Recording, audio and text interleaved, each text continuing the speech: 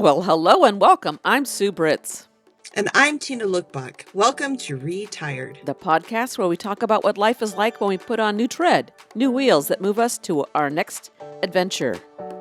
Tina, Sue. Tina, I have nothing in front of me. No paper, no notes, no nothing. All I have is a text on my phone that Oh, says something new is coming. There's a new adventure. Tell us about it. wow.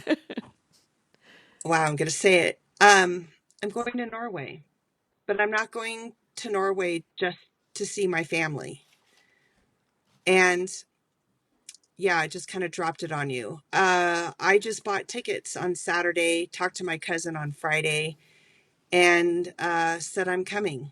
And she's so excited, she can hardly stand it. So I'm staying with my cousin in Oslo. And then we'll be at the end of our trip going up to visit all of our family together as two adults. So exciting to see all my family. So ask me questions, Sue. Okay, first of all, you said Oslo. I'm assuming you mean Oslo, as we Oslo. Americans would say.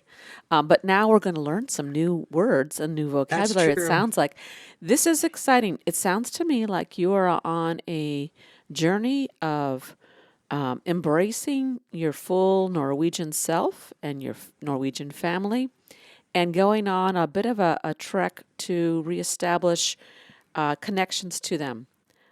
Is this the motivating factor?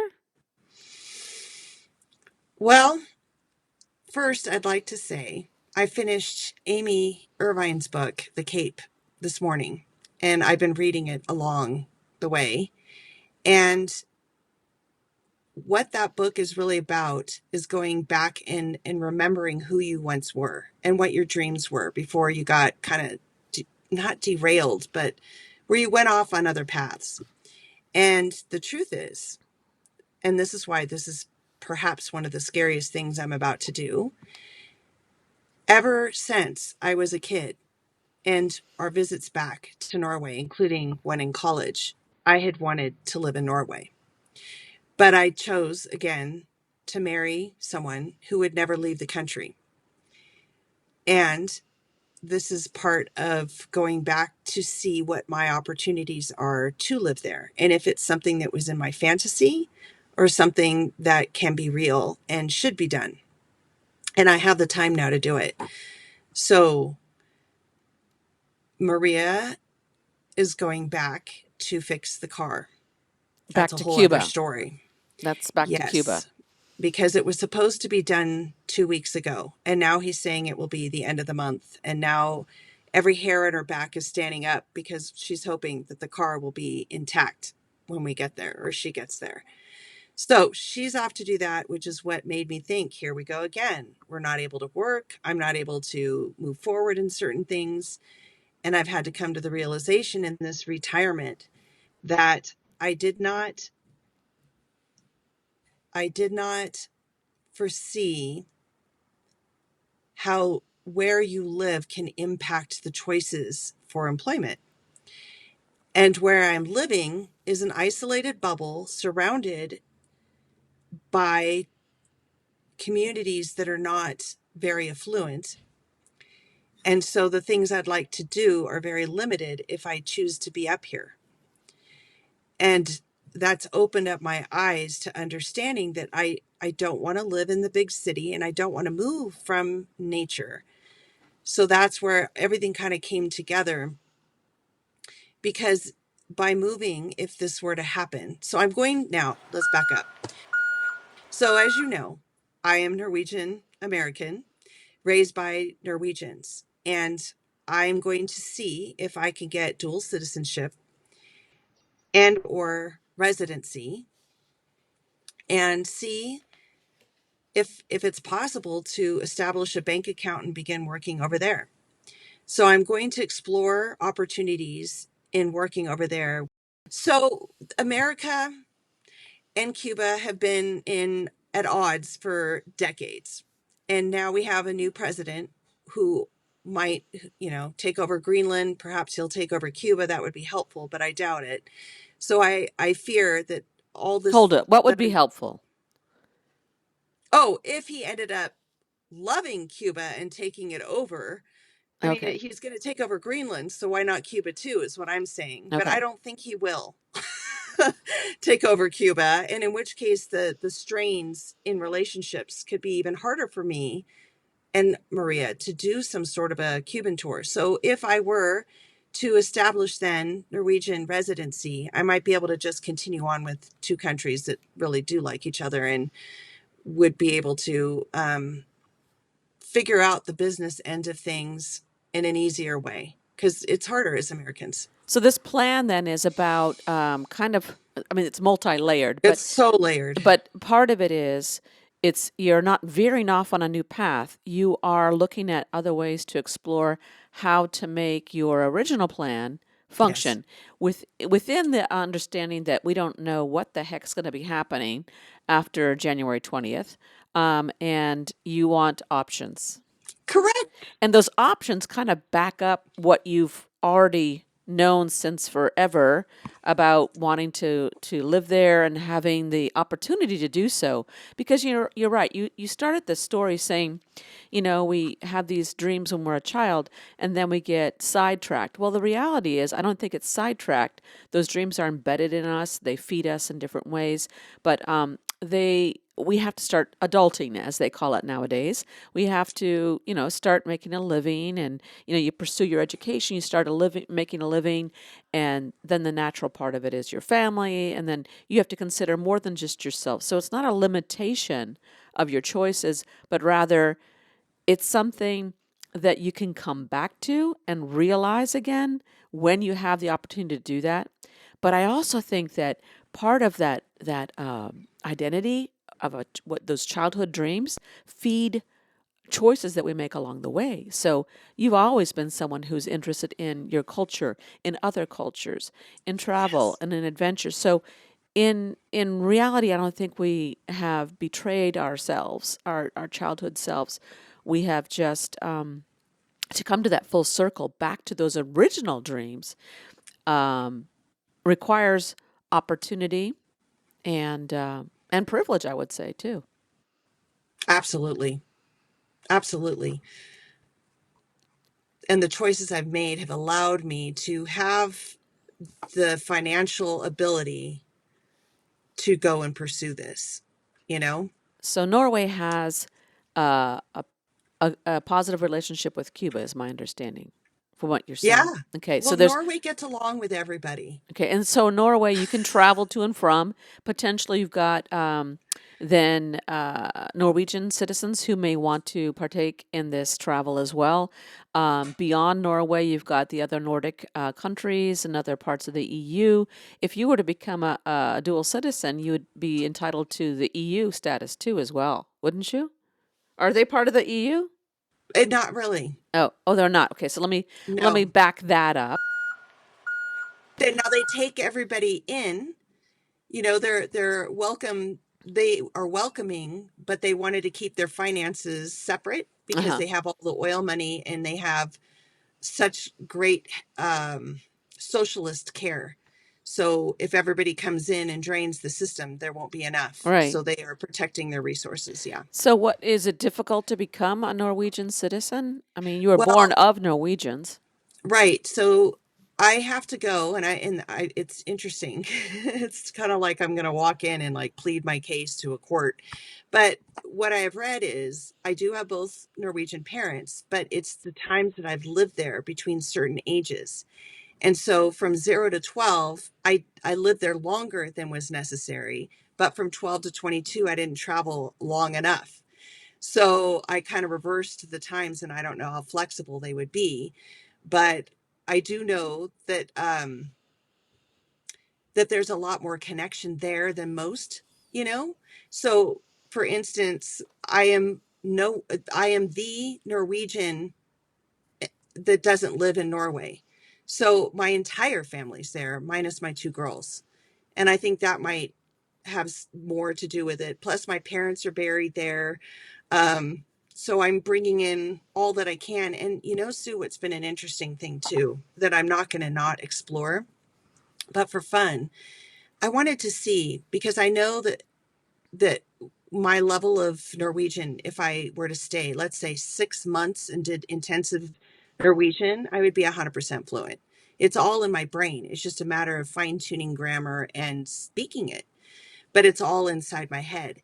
And I started looking at what is their education like. I'm going to go meet with teachers and I'm going to see what their system is like. How is it different? But I started Googling Sue. They don't get grades in the primary at the, like, we have upper primary and lower primary, right? They don't even get grades in the lower primary. You don't start kindergarten until you're 6. By the time you hit 8, you get grades twice a year. They It's set on there. Classroom sizes are 1 to 16 in the primary level.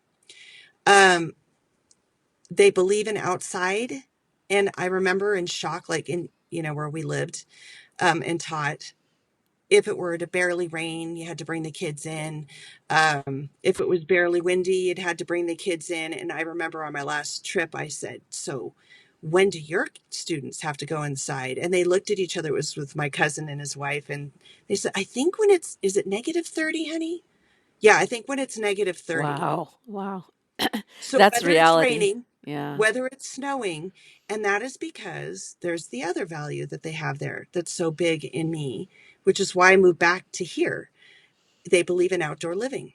They have this thing called friluftsliv, which is open air life. And the the entire country believes the importance of nature for people's well-being, mental and physical. And they don't sit inside because it's cold. They don't that's why skiing is such a big thing, and everybody has a cabin somewhere in the woods, and people go all year round, no matter the season, to be outside. And that's just a part of the culture, which I so love. That'll be interesting to see if that is, it sounds very traditional and like you're saying, it's a cultural value. If the modern version of that plays out the same, like if young people, teenagers and so forth are not so engaged with video and Technology. yeah, that they start becoming really opposite of being outdoors. That would be interesting to observe when you're there. I think maybe you should start a little vocab key of important words, not just like, to understand each, hello, where is and so forth, but rather cultural things. So the open air life, if you, let's start a vocabulary list and put that in because that's a cultural one and it'll kind of bring you back to like observing that too. I mean, there's so many things you're going to be observing while you're there and to kind of center in on, what it is that you're looking for in going there too. Wow, how cool. Well, Literally. and this is kind of amazing too. So my cousin, like, it's just the perfect timing. She bought her house. She broke up with her longtime life partner a couple of years ago, and so I have my own room in her home. It's hers. It's going to be the two of us. We're the same age. We look the same. Um, so that's going to be helpful, is living in that too, and in that space. She's very nurturing. But one of the things she had told me was at the end of the month when I was coming, or in the middle, she said, and it's an hour away from all of our family. She said, "Tina, I have this," and by the name, her name is Tina. Um, so she said, "I've got in Trondheim, or Trondheim, which is halfway up the country. My job is having a getaway there. So I have to go, and can you extend your stay so that we can go and turn it into a whole uh, week? So I can be at work, but we can also take time to go see our family together." So, and all of our cousins are our same age. And sadly, my favorite one passed away at only 50. Wow. That's going to be a little brutal. But anyway, she invited me. She wants me. She's like, "And you need to come to our business meeting. I think it would be helpful for you to sit in and listen to Norwegian and just be observant." So I'm very excited about that too. She does technology for a cancer hospital in Oslo, and they're building it. And she's making sure that all, like when doctors write notes and things and everything communicates well. So she's like overseeing all the software and how it's put in. So it'll be interesting. So I'm Very going to cool. learn a lot about different jobs. I'm going to learn a lot about the culture as an adult. I mean, I've been back there, but to not be in charge of my daughters, where their needs are being met, I'm able to focus on just what I need to do, right? And and then when I've been back there, it had to do sadly with the burying of my parents the last two trips. So that was not, it was very heavy. So now I'm going in, with the healing of that. And yeah, I hope to learn a lot. So I'll share that, meeting experience and what it's like as a teacher. I have a connection there where I'll be meeting with a teacher who's been in the system for years, and her family actually is in Texas. So it'll be interesting to talk about our cultures as teachers. Oh, that is so cool. And that connection always ties us back to what we're doing and the retirement and being retired or leaving the teaching profession. So you'll be looking into that teaching profession over there. That's neat. You know, what's the time change between here, Pacific Coast, and there? It's a little brutal, 9 hours. 9. Okay. It's not 10, so 9 hours. All right. We'll have to figure out how we're going to do our schedule. Um, I had another question. So, Please. well, not so much a question, I'm wondering, I'm musing. Um, when you mentioned that you're going to be pleading your case and seeing if it is possible to get your citizenship, I'm wondering how many Americans are doing the same. I love this country of ours where we are a country of immigrants, and many of us came here with immigrant parents, and so we do have that door of a second citizenship if possible. I mean, back in the day, back when I was born, they didn't allow dual citizenship, but that is something that does open up opportunities and a chance to really connect with your who you are. And I'm just wondering, like, I know there's been a surge in recent year or so. Um, I wonder if there's a surge in this month of January for a similar reason. I know that I pursued my Canadian passport during the first presidency of 34 is what I'm calling that person. So for the 34 felonies, yeah. It's funny, but it's not. Yeah, I've been kind of joking around a little bit with that. Political asylum. Right, right. No, that's what I thought about Yes. saying, like, when he started speaking of taking over Greenland and NATO might just be falling apart, even though we started NATO, had a uh, it's a little nerve-wracking, I'll be honest. And they're a little bit scared too Well, over yeah.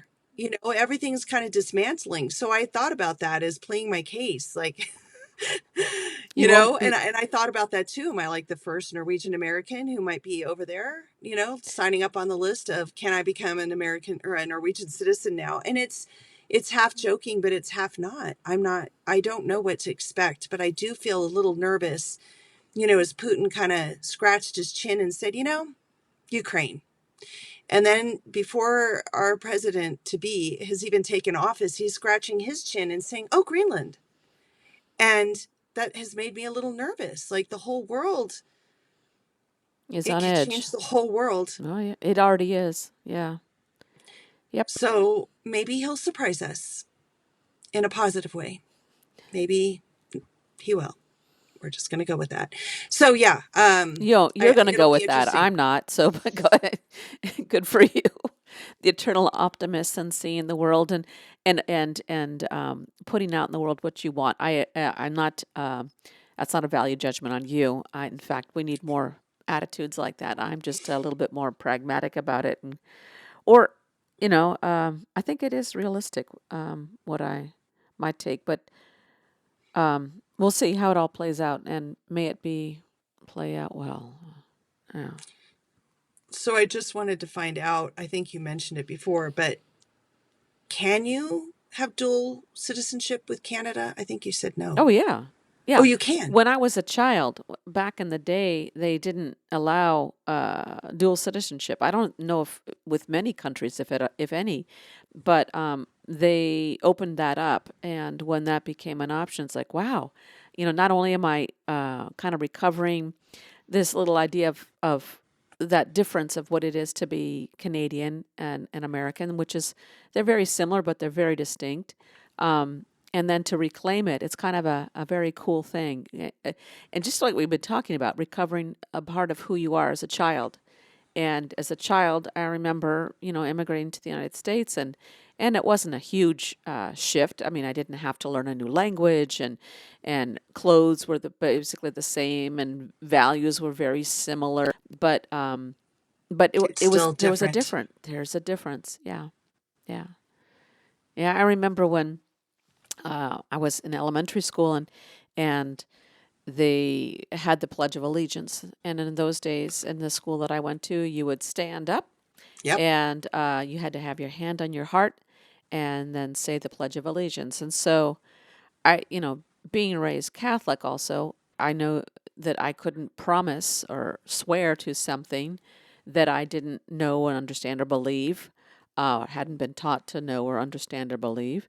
And I remember them coming by as you're saying the Pledge of Allegiance. They would actually listen to see if you're saying it, Yeah, and they which is did. like weird. I mean, why do you have to go and monitor that? But I would just like move my lips and not say it because I didn't believe that yet, and that was a weird feeling. That was an odd feeling. I remember they used to have they'd line us up and we'd go outside and line up. We were all in lines and they would raise the flag when the weather was good, and they would do that in the morning. It was, and I think about it now, what a cool thing to do as a whole school to join you True. together and have that moment. And in those days, again, they required that you put your hand on your heart and say the Pledge of Allegiance. They could do the same thing now and just have that moment where they say the Pledge of Allegiance or sing a song or whatever, but that moment together as a school is kind of a As a cool thing. community, Yeah, community what a building. beautiful thing lost. And again, I go back to there's so much sadness with me regarding how education in our public schools has changed and the values. That whole idea of community, I think we're missing in many schools. I'm not saying all schools, but I think that is a beautiful ritual that pulls everybody together. That thanks Right. for sharing. And however, though, I could see how that could change into a very nationalistic, very scary uh, ritual as well. So, I mean, if you were to, again, go through and make sure everyone's speaking and, yeah, saying that pledge. And But I anyhow, have to tell you, like that's one of the beauties of Norway. I think it's been a little over 100 years where it got its independence from Denmark, and it's very nationalistic. Sue, it is really nationalistic, but you can be nationalistic and still love everyone and be inclusive. hmm It all depends on how it's presented. Oh, and there's another part of the culture I'm really excited about too. I forget the name, but every month it is expected that everyone within your community in the neighborhood that you live in takes a few hours, and I think they all pick one Sunday per month, and you have to go pick up trash and be together with the people in your neighborhood. And it's a bonding thing, it's a community thing, and yep. it's doing a good service, and everybody contributes to the trash. And that's another one of the values that I have. And ironically, whenever I go hiking in the mountains, I bring a bag and I tell myself just pick up 5 pieces. And every time I go, I bring back 5 pieces of trash, which makes a little dent and a difference. And I think again that there's so many values in that country. It'll be interesting to go and see what it really is. Community service, that's something else that we talked about a lot as teachers too. And our community here has an interesting relationship with that idea. It's a requirement it what used to be a requirement in junior high school Used for to be. kids, and I don't know if it still is today, but and we try to enact that at our school as well, especially for the intermediate kids, and uh, certainly for those who are transitioning from sixth to seventh grade. It's a beautiful thing to normalize that and formalize that as well, so that it is seen as a community value. And it's a real, without using words even, but actions, putting those thoughts to action really cements that idea. And in children, that's how we learn. But to just know that it's normal to go pick up trash or to, volunteer somewhere, those are noble and good qualities and beliefs that we all could learn from. So, yeah, that's very cool. Hey, something else that came up in the question that what you said earlier, that kids don't start school till 6. So do they have preschool, and is it nationalized preschool? It is a nationalized Of preschool, all course. free from age 1 to 6. Not free, it's all included because their taxes are higher, I Yes, imagine. they are very And high. nothing in life is free except what we choose to do, um, and what we choose to believe. And everything else is it's included. Yes. It is included. Yeah. And I'm actually interested in finding out more about that as well. What does that mean? I would love to, let's say, take 5 and 6 year olds. And one of the things I'd heard about is this outdoor one. So I think did I tell you? 365 days a year, the kids are outside. And so they sleep in like a yurt, like a teepee tent with a fire in it.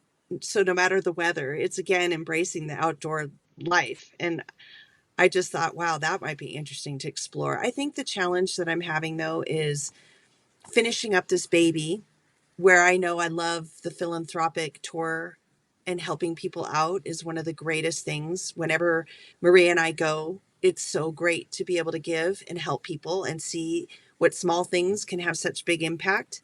So I don't want to throw out this baby yet. But on the other hand, as you know, I've got to start working towards retirement. I've got to have a predictable income and start feeding into retirement. So again, one of the things I'm looking into is how long do I need to live there and work there?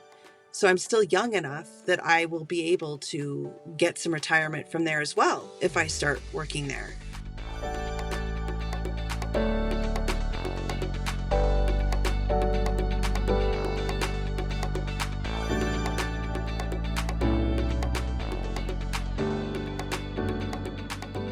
You told me a little while ago, or you texted me that you are a food manager now. Is Yeah. that in the community that you're living in right now, or what is that? Is it a certificate? Is it a license? What is it? So I took a course and then I passed the exam, and now I have a license to be able to go in and manage restaurants. Like I would be able to oversee all the employees and make sure all the safety protocols put in place and that it's followed. And Is so that California or your it's community? California. Okay. So could you apply that to your potential work over there? So, I've got to be honest, I've got this gold notebook and I have all my business licenses in it, my social security for my LLC, and not social security, the what's it? Documentation? Yeah. No, the EIN, the employment identification number Uh-huh. that it's set. I took copies of my credential, of both my elementary multi-subject and my single subject credential, and BCLAD is gone. So I actually emailed them because it's not there anymore, and I wonder if it's now become an obsolete thing, so it doesn't matter if you have BCLAD. But that's kind of disappointing because that would be something helpful for teaching at a foreign school, because they do have a lot of foreign schools where they learn English, for all the people from all over the world. So Well, you certainly anyway, could take your old license and show that, it's now, yeah. it's not on there. I don't have a copy of it. Isn't that interesting? Huh. Okay. Yeah. So I'll see if they can pull it back up, but we'll find out. What about your the university classes and so forth that you took? Yeah, I'm bringing my transcripts, my unsealed transcripts. Okay. So I have everything in there. And I held on to my mom and dad's, their retirement bank accounts. I know my dad's was closed up. I'm not sure about my mom because I keep getting paper saying that there's no more money in there, but I still keep getting the paperwork. And one thing that's interesting that I'm going to explore as well. This is so cool, this little trivia. Well, not only am I in this book in my dad's little hamlet of a town, because they list all the people and the relatives and where they are and when they were born and everything. So I'm in this book. And he is related to this man called Thomas Ungel, who I know nothing about. But what I do know is that he has a retirement home. And you have to be related to him, and my father was. And so I have paperwork that I want to go because I could even put myself on a list and Oh, be one of the wow. people that could stay in this retirement home simply because of the lineage of my father, There which you is go. tremendously cool as an option, Yep, yep, yep. you know? So it's going to be an adventure, and it's going to be a little hard because I realized I know they're passed away, but I'm away from my parents and they're buried over there together in this little sweet church. So I'm going to go see my parents together. And I haven't been there since they were buried. So that'll be touching. Yeah, it's very meaningful, very Yeah. profound. That's nice. Yeah. And both my girls were very supportive. I pulled them together on FaceTime, and they've got their own lives. So they're like, "Go mom, do your thing." And the positive part is both of them said, "Well, we will definitely come and be with you if you choose to live there." But their concern was, "But please don't sell the house down there where you Yeah, are," yeah, because that's their grandparents' home. So we'll see how everything pans out. yeah. Very cool. Wow. I mean, you're I on. know. It's so neat to be able to document this too at the beginning for to see where this leads because it could Right. be just, an Great trip. incredible, yes, and a connection to your family, to yourself, to your parents, and, understanding how all that fits into your life right now. It could also be the beginning of something incredibly different. And how exciting! This is very cool. This moment is the launching of you don't know what, but to have that opportunity to explore this at this time is part of the beauty of our age, I think. You understand more about yourself. Let's just say we understand more about ourselves and the reality of taking a risk, doing something that is scary, unsure, not in the normal realm of the trajectory of what life, we've been taught to believe looks like. And to take that risk, knowing that no matter what, you come out the other side, it's actually a moment of growth, regardless of what comes from it.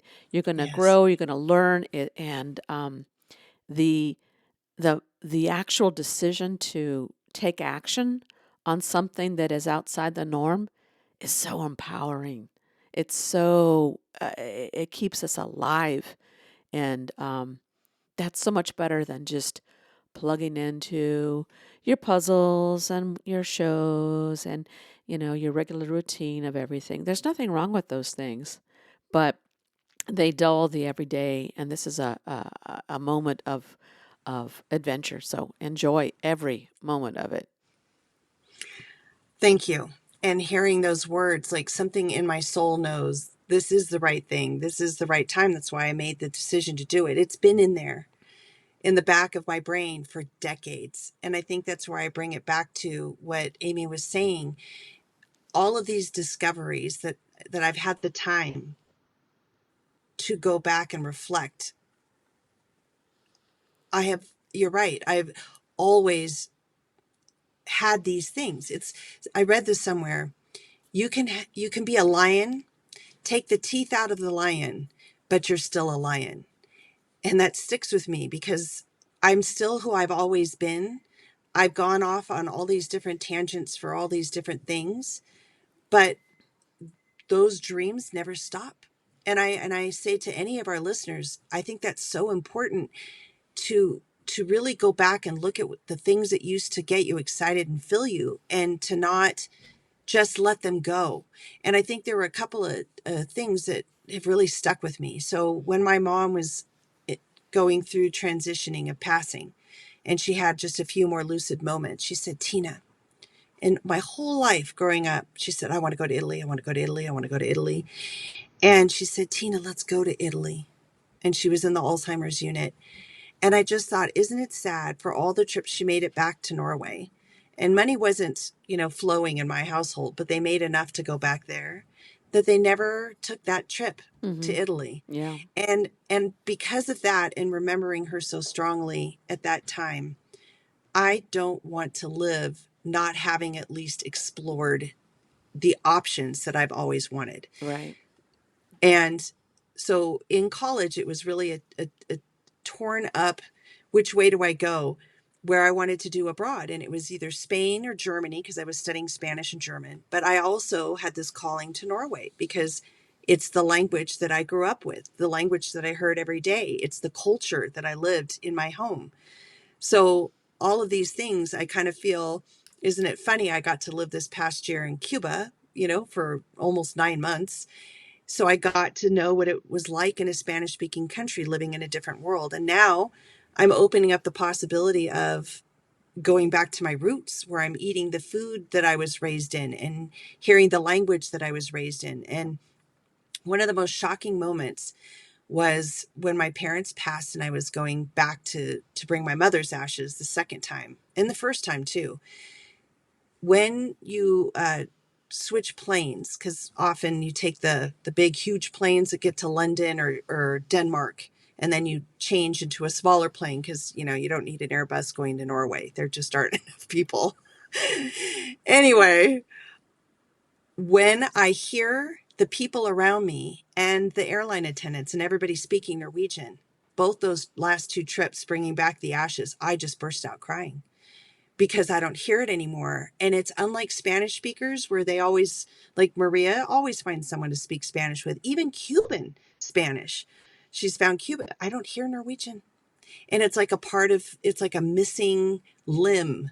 So to go back now and be in the culture that I was raised in, even though here, and to hear it, smell it, taste it, feel it, this is what's exciting to me. And not, again, to be the parent, making sure that my kids aren't bored and they're being taken care of. Like it can all just be the focus on what I need to do as an adult. It's just a total change.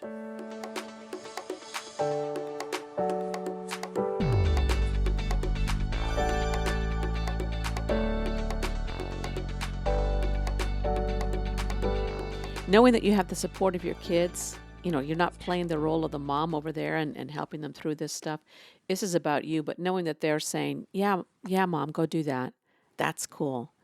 And the other one is having the support of Maria in your life, to know that you've got this companion, friend, confidant by your side who supports you in doing this. I mean, that is a really cool thing to do too.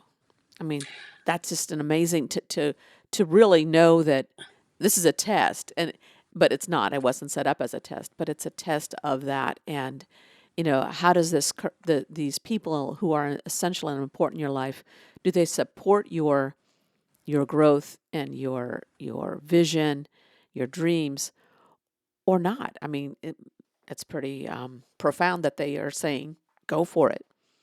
So my mother did not want me to do an exchange anywhere, even when I said Norway, because it was more important for me to just live next door to her. That was her dream, and that she would move in with me for the remainder of her life.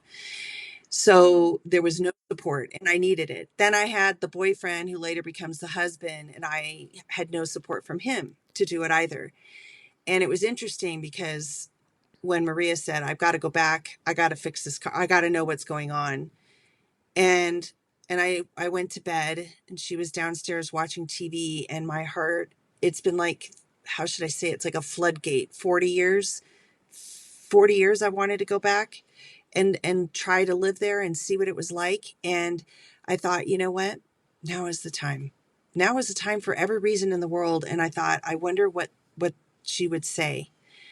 And she looks at me with such kindness and says, I am so happy that you have talked to me about this, that you want to do this. I so support it. I am so glad. And she's like, and who knows? This could be the best thing ever for the business. This could be the thing. And she said, but no matter what, we're not making money where we are. We both agreed to this. But wow, what an opportunity this could be. And then I stood back, going on another level, saying, what an amazing human. She is, again, the first human who has supported my desire to go figure this out.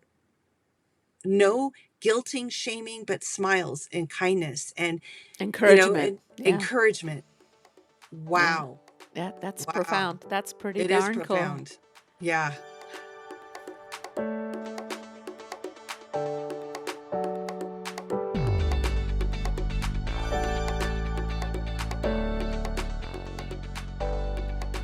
Okay. And here is the most exciting thing I'm going to do. And this is how I know this could be the thing. I came back to my mountaintop community here in Southern California because I needed to be in snow. And one of the things that was killing my soul was not having snow where we used to live. I used to live. So here I am. I'm going to live one of my bucket list dreams, and that is to go downhill skiing and cross country skiing in Norway. And I've packed my goggles, my snow pants, my warmest jacket. Like, I'm going to go skiing in the mother country of skiing. Like, I bet you it's the Nordic countries that developed the ski in the first place. I'm convinced. And so then my cousin says to me, oh, yeah, when I'm at work, you're totally welcome. I've got my cross country skis here. I said, what size is your shoe? And of course, it's the same. Oh, my word. So I can go outside every day and do skiing, which has been another bucket list dream. It doesn't quite snow enough up here. It's spotty in Southern California mountains, but there I will be able to go skiing. And one of my other bucket lists has been to go on a snowmobile. So she said, oh my gosh, Tina, do you realize that our cousins have snowmobiles up there on the farm?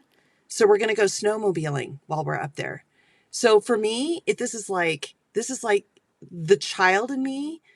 I get to go skiing downhill. You know what I mean? Yeah. It's This is just so amazing. exciting. And by the way, my dad was the top ski jumper in his little village area of all the other little villages. He did those crazy downhill, fly through the air as one. He was one of the best, and he got all kinds of awards. I remember you telling me that once, and it's just like insane. That's amazing. So I'm going to my roots. And your dad's name is Arnie, right? Yeah. Okay, so Arnfinn. and so that was his fame in his Yes. hometown. Very cool. Yes. That is cool. When you're out doing that, um, be safe. Especially like when you leave and you're by yourself. Just be safe. Yeah. Thank you. Uh, remember where you're coming from when you haven't done that for a while. No, that was one of the other questions I had for you was like regarding packing because we've talked about what kind of packers we are. It sounds to me like you're not doing the packing that you normally do, which is just throw everything in and go. You are considering very carefully the gear that you're taking with you, and what you're not. So, how many bags are you taking, and what's your packing situation like? Interesting that you say this. So yesterday I went to Costco because I have to bring gifts. So I bought Godiva chocolates. I love Pete's coffee. You got me into Pete's actually. So just know, little piece of you's going All right. with me over there. And they all love, this is so funny. First world country, you can get anything, but the only brand of any kind of Mexican food, and they all love it, is El Paso, or is it the Mission? So I'm actually bringing them like Tajín, little bottles of Tajín that were made in Mexico, little bottles of spicy seafood thing made in Mexico, um, a little, oh, I don't, anchiote, Achiote. Yeah. achiote. Maria insisted I get those, so I've got little packages of that, and then I got little packages of tortillas. Um, because they don't have these options. Yes. So that's Yeah. what I'm going to do is give them authentic Mexican seasoning and coffee and American chocolate. That is so So fun.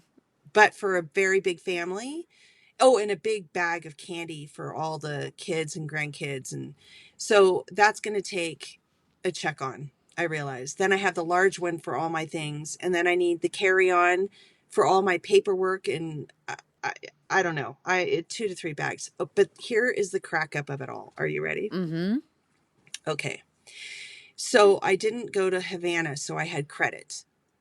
I was going to go with Maria in November. So I have credit. I look online. No one wants to go to Norway in the winter. Okay. So tickets are already really low. So I looked at American and I can buy the cheapest tickets for $650.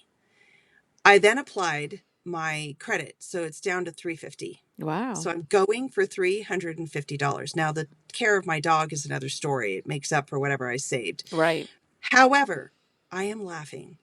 So these tickets then said no baggage check on. Hilarious. But if you bump up $200, then you get to do the baggage carry on. And I thought, how much is a baggage really? So I looked at $75 a bag. So they just make it easy. So you push that button fast because you're like, I got to have a bag. So so that's, if I had to check on 2 bags, it's $150. It's still cheaper than having bumped up. Right. So get this. This is the part that started cracking me up. So then you pick your seat. And of course, you have to pay for any Right. seat now, no matter what seat it is. That's so crazy. So I'm looking at my $12 seat. It's $12 there, $17 back.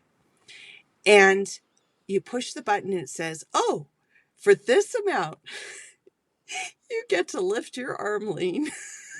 I'm like, What? like they're selling the fact that you could lift up your arm lean like that's a thing. Wow. You watch pretty soon. Wow. It'll be like, you want to use a tray? That'll be $10. You want to use the want a cup of bathroom? water? Yeah. You want to use the bathroom? Yeah. It was unreal. And then if you paid like close to $200, get 6 inches of extra leg room. Yeah. I'm like, are you kidding me? But luckily I found the aisle. So everybody's going to be walking in front of me. But I sat on the corner aisle of the main artery aisle in both directions. So I can stretch my legs out in every direction. You can stand up and stretch. I could stand up, whatever. So in a way, I got the best seat for not having to spend more, but holy cow. So anyway, I just had to share that with you. I couldn't believe that now that says this is your price, but it does not include the seat. The seat is an additional price. Yeah. Now, next level up, $1,700. So that's more than double for the next level up. And that it allowed you to, I don't know what it is. They're going to feed me anyway, which is good. At least I didn't have to pay for the meals. But the next level up, do you know how much business premier is? I'm going to guess 3,000. More. Keep going. Wow. 4? More. 5? More. Is this, business. Okay. 8? I think that's first class. I think what 8? they're, instead of saying first class, 7,000 some odd dollars. Yeah. The difference. Holy cow. So what I think happens is the people paying the 7,000 help pay for us that are going for the 600. That's really what it is. It's a distribution, so it can be lower for me and people can feel like they're getting more for their money on these other things. Yeah, but like a tray. for the record, I want to be able to travel first class. At some point in my life, I would like that $7,000 seat. Yep. I would. Yeah. 16-hour flight. That's crazy. But I get it. Yeah. So is it direct from LAX too? Oh, and then I tried to get Gigi to go. So that's a whole other story. I spent an entire day trying to get Gigi to come with me because my cousins, bring her. So is it direct? No flights are direct. You have to get to Europe. And then from there, like I said, get to a small plane. Like it's not even a 747 most of the time. It's so where are you arriving? So in this case, because I'm flying American, I'm flying into London. And then from London, I go to British Airways because American doesn't fly even to Norway. So it'll be interesting. I've never done British. Normally I've done Scandinavian Airlines, which I love. So get this. Now it was $1,700. I'm on a budget right now, right? But Scandinavian Airlines, when they feed you, they come around and give you hot, steamy cloths with tongs. And that's just standard economy fare. Right. There is so much space around your body on any of their planes. But Yep. I just couldn't do it right now, not having an income. Yeah, well, that is the difference between American airlines, American companies, and European ones, because it's the same thing on Air France or British Airways or Iberia or whatever else. They on international transatlantic flights that includes the food, of course, because they have to, and then they have the towel and they have the all the other. They give you digestives afterwards. So, like, you can have uh, a liqueur after dinner. All those things are included. So, yeah, times have changed, and U.S. airlines are different. It is good to get a direct flight right out of the United States to a European destination, because then you're not stuck. And my concern for you is be careful, be planning and be aware of your LA stuff, because those poor folks in LA are I mean, that devastation is insane. So sending my best to all those folks. I And am too. And after having done my own evacuation, yes, the one yes. thing I kept saying was, well, you know what? At least LA will never burn. Hmm, And here we are. yeah. Here we are. And this is the other thing, Sue. How much more? I spend 2,500 a year on just the wildfire insurance for my home. Hmm. Now what's it going to be? Yeah. Or even if you can get it. If you can even get it, that is correct. Right. And that's another frightening thing on a fixed income back to retirement. How would I have that insurance on a fixed income, especially after these fires? Because they're saying, who knows what it's going to be? Yeah. This is going to be a totally different thing. Whew. But I feel for those people. I feel for those people. And what I think is interesting, all the stars that have lost their homes, you know, I'm sad for them, but I'm also like, I have a feeling they're going to have a greater understanding of what it means that money doesn't protect you from everything. Even they too had to be evacuated. Even they too have lost their homes, because I'm sure in the back of their mind, they figured we would have the best protection possible. But sometimes it's so humbling. Nature is Yeah. bigger than all of us. Yeah. Uh, when I was listening to, or as I'm listening to, because it's ongoing, to the reports, I'm thinking about the people who refuse to leave, and about Oh, your decisions. It's like, let's go. What if, at the last minute, can you get out? And it's better safe than sorry. So, wishing them all, I don't even say the best, but safety safety. and resilience. So, yeah. Excellent.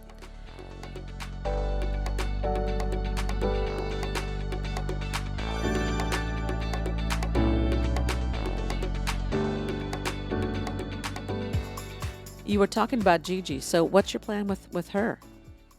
Well, first I have to tell the story of how I came to my final plan.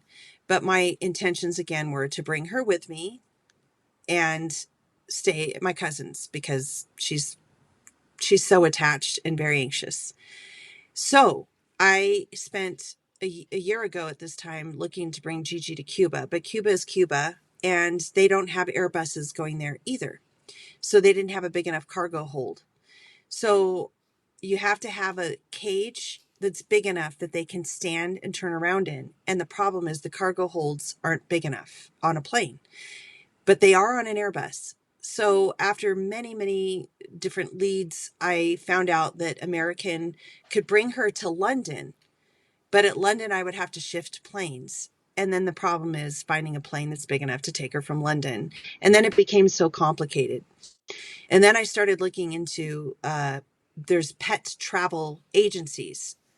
The problem is they don't fly with you. So here, my poor dog, who's anxious anyway, we could have up to 5 days separated from each other as she's living in a kennel. And those prices start at $2,000 for a Mm, small dog. mm. So it became ridiculously expensive. So my neighbor across the street, I'm going to pay her, and she's going to come and stay the night with Gigi, and together they will let her out. So my wonderful neighbors will be in charge. And then there is a guy who's worked on my home. He's the son of a lady up the street. He's a great man. He's 30 and he has two dogs that he loves, who loves Gigi. So he's going to bring his dogs by and let them have little play dates in the yard. So she'll have some stimulation here and there. It's painful because this is hard. It's funny because she really is my world and I am hers.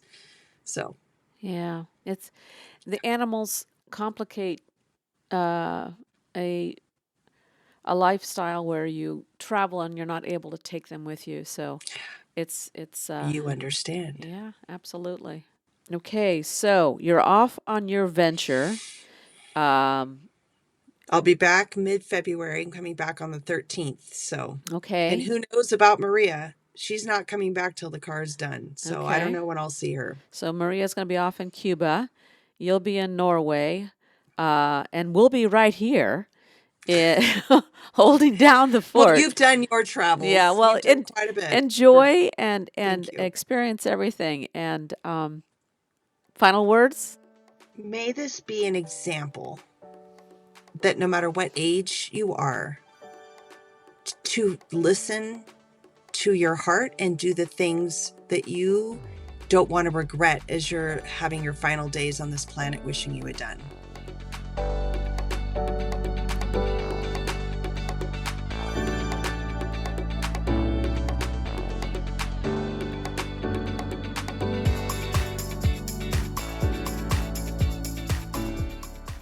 Thanks for listening. Now let's pack up this week's episode in the trunk.